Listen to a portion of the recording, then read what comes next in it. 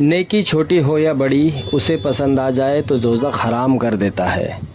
दोस्तों, आजकल गर्मी बहुत पड़ रही है, जिसकी वजह से तालाब, नदी वगैरह सूख चुके हैं और इंसान तो परेशान है ही, साथ परिंदे और जानवर भी परेशान हैं। इसीलिए मेरी आप लोगों से एक रिक्वेस्ट है कि आपके घर के बाहर और आपके विंडो पर पानी और खाने का इंतज़ाम करें, ताकि उसे खाकर जानवर इत्मीनान हासिल कर सके और ये अदा अल्लाह को पसंद आ जाए, तो इंशाअल्लाह महशर में इसका बहुत बड़ा अजर मिलेगा। तो आप लोगों को अगर मेरी ये वीडियो अच्छी लगे तो इसे लाइक करें, कमेंट करें, शेयर करें और चैनल को सब्सक्राइब करना ना भूलें। अल्लाह हाफिज़।